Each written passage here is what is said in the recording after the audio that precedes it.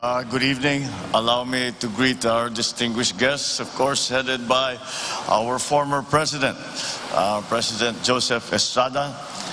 Ang tawag ko sa kanya, siya ang aking among tunay. Mula nung siya'y naging Pangulo, ang tawag ko kay Pangulong Erap ay ang aking among tunay. Hanggang ngayon, kahit tayo napalaran na, boss, among tunay.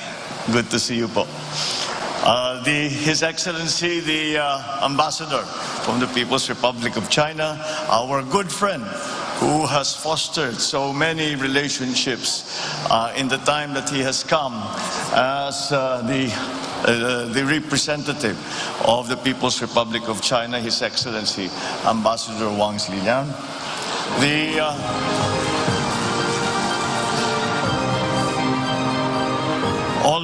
All of those of you who have worked hard in the association of the Chinese-Philippine understanding that we have tried to work on since the diplomatic ties were normalized in 1975. I have been lucky enough to have been able to attend many of the commemorations of the Chinese-Philippine Day as we are doing now.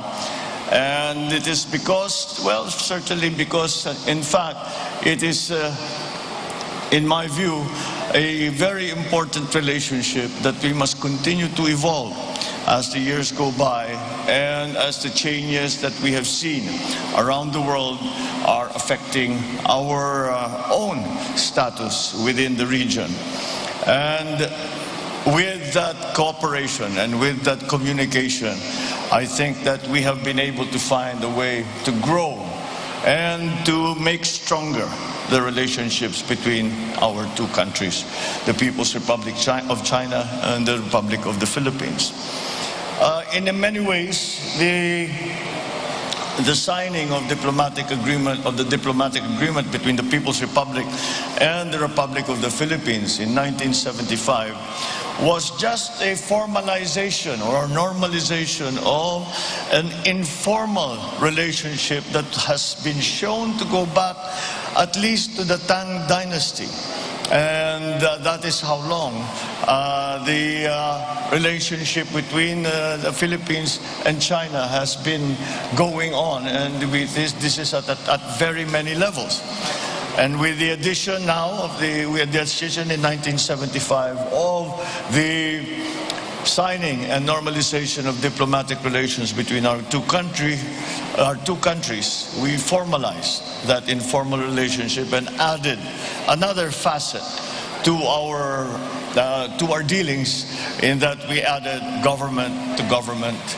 And that has been something that I believe has been very advantageous to both our countries.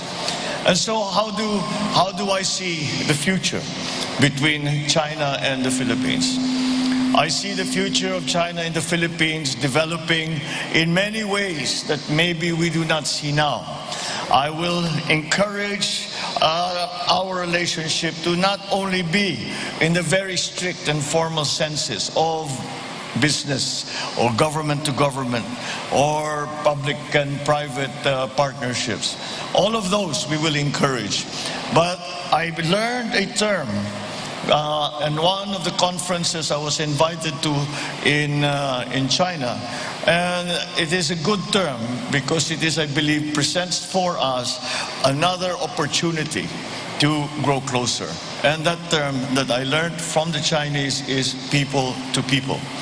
And I think that it is another place, another area, another direction that we can explore to strengthen our foundations, to strengthen the foundation of our partnership, our friendship, and so that we move forward together into the future.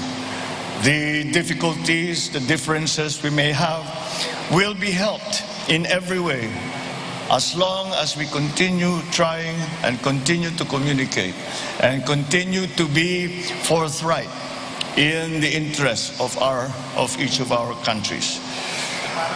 I am of the firm belief that as we try to make our way in the post-pandemic world, then that we, each country, will not be able to thrive, to survive and to thrive by itself.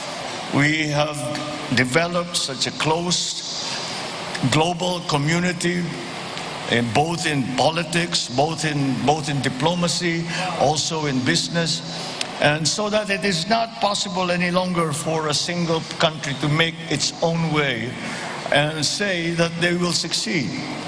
I truly believe that it is the partnerships and alliances that we as a country will make with our friends and allies and partners around the world that will keep the stability of our economic recovery. And I think that, again, the synergy that will come from that cooperation is what I believe will bring us forward to a bright future. And to come to the day when we can say we are beyond the pandemic crisis. We are beyond the economic crisis brought on by the pandemic. We can only do it, certainly in the Philippines, we can only do it with our partners. And our strongest partner has always been, in that regard, our close neighbor and our good friend, the People's Republic of China. So I congratulate all of us.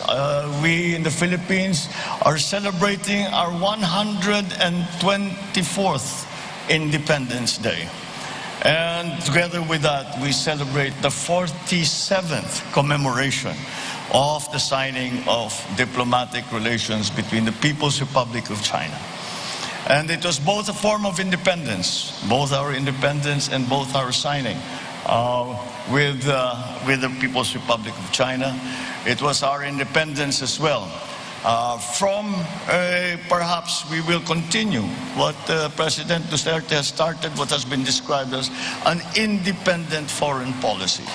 And this is what we feel is best in the national interest. And I think it is to be advantageous not only to our friends in China, but to all our friends around the world. So with that in mind, I encourage you all to continue to work to strengthen these relationships. I add my congratulations to the awardees. I thank you all for putting in the Hall of Fame my mother, and I think I may be biased. I think it is just right because China cannot find a greater champion than my mother in the Philippines. So thank you very much, and we look forward to continuing fostering this relationship, making it stronger, making it deeper, and to the advantage of our two great countries. Thank you very much, and good evening.